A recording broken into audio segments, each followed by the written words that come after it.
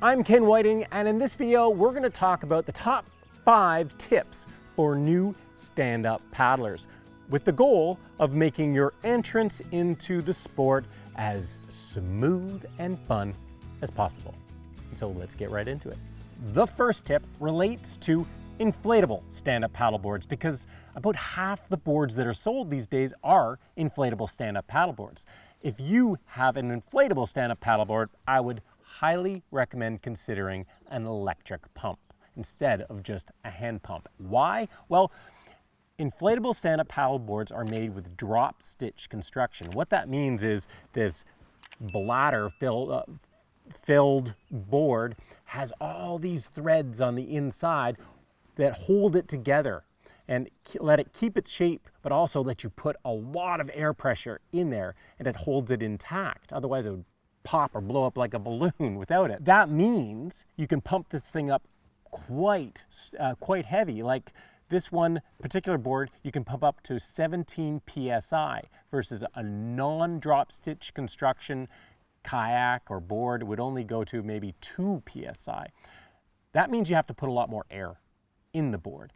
And to do that is a lot of work by hand. With an electric pump, you plug it into your vehicle, first of all, then you set the PSI, turn it on, and it does the rest. It takes about 10 minutes while you can enjoy a coffee instead of doing 10 minutes of pretty leg, arm, and back breaking work. Now, the second tip is that stand-up paddleboards are considered vessels by the Coast Guard, which means you need to wear a life jacket. Now, paddling specific life jackets are the best option because they provide flotation all the time. They're comfortable to wear, they're comfortable to paddle in, and they have pockets and things usually. But there is another option. Strong swimmers and experienced stand-up paddlers can also choose an inflatable PFD or life jacket like this belt pack. This one you wear around your waist, and if you fall in and you need the flotation, you pull the tab and it auto inflates. Another key piece of safety gear is a leash. Now this leash, it attaches you to your board. This thing goes around your ankle, and sometimes there's ones that go around your calf. It may not seem like such an important thing. You just swim to your board if you fall off. Well, that's not always that easy. A little bit of wind, a little bit of current, these boards can just get blown across the surface way faster than you could ever swim, and it's gone. A leash keeps a board with you so that you're not swimming a long way to shore. Now, the only time you don't really want to or wear a leash is when you're in flowing rivers where the leash could actually get snagged on something on the river. The third tip is that stand-up paddleboards can actually be used as kayaks as well. A lot of people, when they're buying a stand-up paddleboard, they've gone through this question of, do I want a kayak or a stand-up paddleboard? Stand-up paddleboards can be used as kayaks. Any stand-up paddleboard, you can just sit there, and if you use a kayak paddle, you paddle it like a kayak. Now, it's not the most comfortable thing in the world to do that.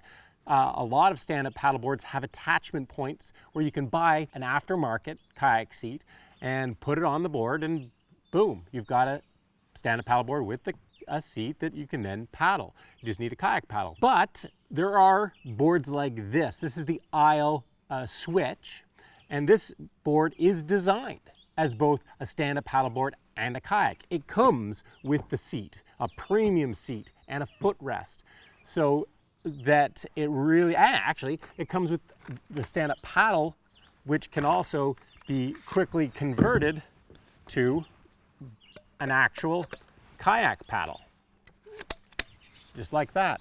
We just did a family trip with the Switch. We had 2 of these boards and this nice comfy seat where you're sitting elevated, your butt is staying dry.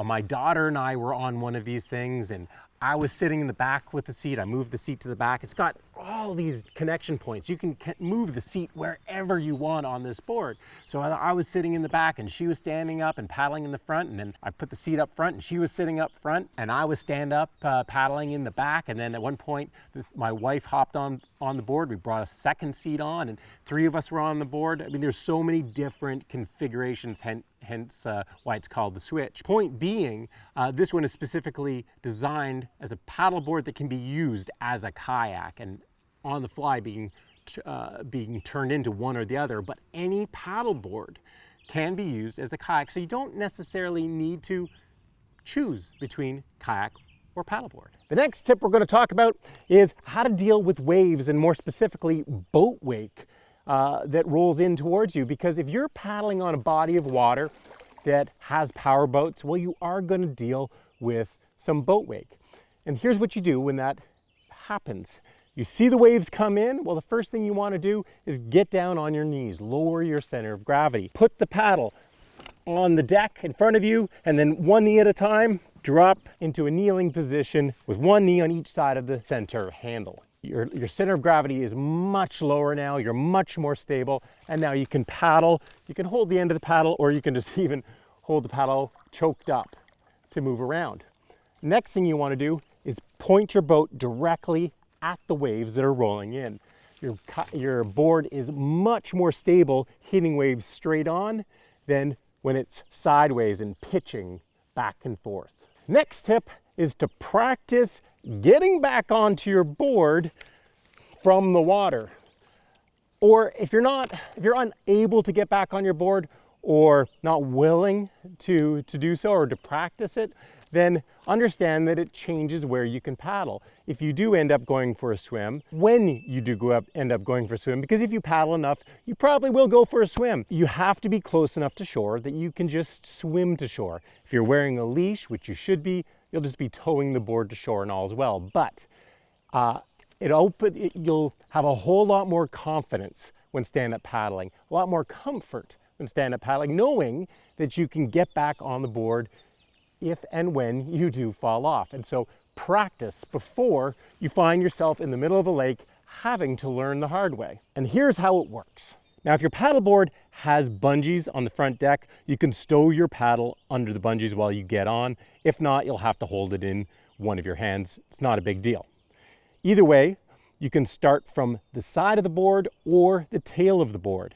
You'll pull your chest up and onto the board, either way, and then worm your way to the center of the board. From there, you'll move to your knees with a knee on each side of the center grab handle. Then you can stand up, putting your feet where your knees were, one step at a time. The last tip, which is a bonus tip, number 6, is dressing for a swim. And what I mean by that is that you always want to go stand up paddleboarding wearing clothing that's appropriate for immersion in the water. Now, if the air is warm and the water's warm, that's not that difficult. You just wear what you wear. But when the air is cold and the water is cold, it's much more important to get that right, because hypothermia is a life-threatening situation that can pop up very quickly if you get soaking wet and cold. In those situations, you need really, your best options are a thick wetsuit or a dry suit. A dry suit's the ultimate in cold conditions wear. You pay a premium for both. The dry suit is quite expensive. So if you want to paddle in cold conditions and cold water, then you need to make a real investment in gear. Now, the toughest situation to dress for is when the air is warm, but the water is cold. Because if you dress with too much gear, you can just be sweating buckets and overheat while you're paddling. But you have to dress appropriately so that if you do go for a swim, that hypothermia isn't going to be a factor. Now, it's a balance what you wear there.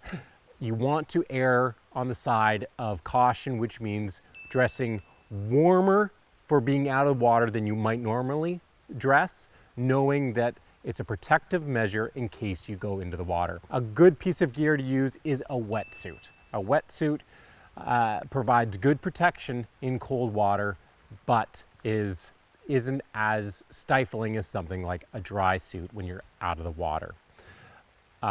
Whatever you choose to wear, it should be clothing that insulates, that keeps you warm, whether it's dry or wet. And cotton is not the choice in any type of cold environment, because it does not keep you warm when it's wet. In fact, it draws heat from your body.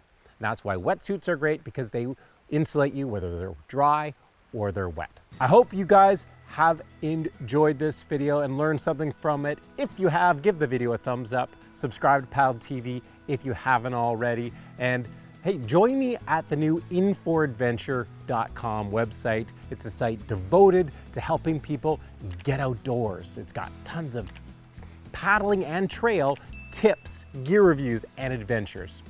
And lastly, if you haven't already done ACA's online paddling safety course, well, it's still free. I'll leave a link in the description box down below.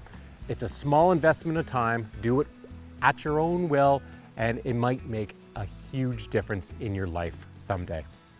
We'll see you again soon for some more paddling stuff.